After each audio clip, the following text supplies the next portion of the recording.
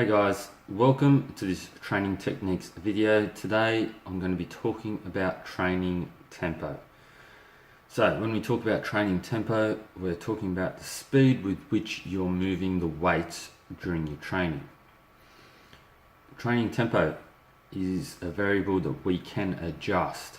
The reason I want to talk about it is because it's something that most people actually don't focus on, I don't think, in the training. Most people are just trying to move the weight and just trying to finish the reps, missing out on the potential that they could get from slowing down their tempo. Okay, so let's get into the video. So what does tempo mean? So tempo is simply refers to the time taken to move the weight or the speed with which the weight is moved. Okay, so sometimes it's designated in seconds, right? So 4 seconds to move the weight through range of motion. Sometimes it may just be explosive, okay? That's the tempo, explosive, slow, okay? So that's the way that the tempo can be explained. Obviously, if you're moving the weight, you're moving it with a tempo. This video is about actually adjusting it, using it as a variable, and actually thinking about tempo as you are executing the exercise. So why is tempo important? Well, tempo makes up some of the information on how to execute the exercise. For example, if you're doing a snatch, then inherently it has to be explosive, all right? So we're not going into those details. We may not say to someone, okay, the tempo is, but we want it to be explosive. That's the point. There are other exercises that we maybe do, like accessory exercises for CrossFit or powerlifting, or just standard exercises in hypertrophy that may need to be done at a particular tempo, all right? The coach may program it to be done at a certain tempo, all right? So it makes up some of the information on how to execute the exercise. Also, using incorrect tempo can limit the effectiveness of the exercise, all right, relative to the goal of the session or the program or the exercise within that session. Okay, so if the point is to be explosive and you're not doing it explosively, then you're probably limiting the effectiveness of the exercise. If the point is to do it slow and controlled and have time under tension, then doing it explosively may limit the effectiveness of that exercise, may miss the goal of the session. Okay, so tempo is important in relation to the goal that you're trying to achieve. A few common mistakes that I see with people training in the gym. This first one is probably the main one, and it's the thought process of moving the weight from A to B. So most people just want to get the reps out, right? So their thought is if they do the reps and just move it from A to B, not correctly, not at a particular tempo, not without good control, that they will get results, right? And most people know that that's not the case. There are times where we just want to move it from A to B, sometimes in weightlifting, in powerlifting, right? Especially in competition, that's when you want to do that. It's just about getting the rep complete. But during training and during practice, we really need to be thinking about, well, how does the weight move, all right? How should it feel, all right? What is the point of this exercise? So it can't just be mindlessly moving the weight from A to B. Often I'll see people use momentum, to move the weight. Okay, so and that leads to recruiting other muscle groups. Again, if we're trying to do something full body, it's probably not as much of an issue. All right, you want to recruit as many of the muscle groups as possible. But when we are doing a row, for instance, and we start using our hips for momentum or to initiate the movement, then we're missing out on the effectiveness. All right, we're missing out on achieving the potential of targeting that muscle group to get the results that we want. Okay, so when we recruit other muscle groups, then at some point we're not using the main muscle group that we want.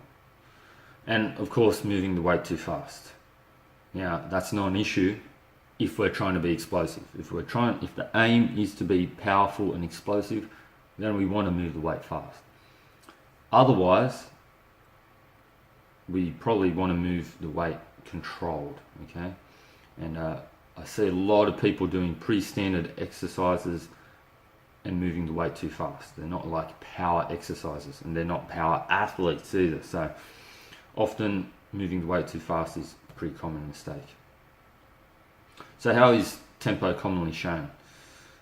So in the program, especially a hypertrophy program, tempo will be shown using 4 numbers, and each number signifies a part of the range of motion. Okay, so the first number is the time in seconds to lower the weight. This would be, for example, in the squat, dropping down into the squat, going from top to bottom. Okay, so you are lowering the weight. In this example, you'd be taking 4 seconds to go from top to the bottom of the squat. The second number is the pause in seconds at the end range of that motion, so that would be at the bottom of the squat. In this case, no pause, okay? 0 seconds, no pause. The third number is the time in seconds to lift the weight, okay? For the squat, that would be from going from the bottom of the squat up to the top. Another example of this is, for instance, a seated cable row, in which you're pulling the weight, you're pulling horizontally, okay? But the weight plate is moving up, okay? So that is to lift the weight. That is what that number signifies. So whenever the weight is going towards the ceiling, the third number signifies that. In this case, it would be 1 second to go from the bottom of the squat to the top. Then the fourth number is the pause in seconds at the end range of that motion again. Okay, so that would be the pause at the top of the squat.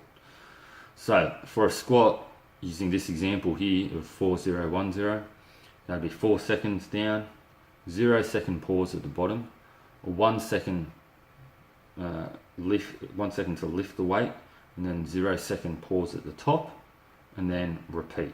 Okay. So how can you utilize tempo to improve results or to get different results? Okay. Obviously, pretty simply, slow down the weight. Okay, slow down the movement. Sorry. Again, if the aim is to be explosive, if the aim is power, then you don't want to slow down the movement. Okay. Otherwise, probably slow down the movement. Get control.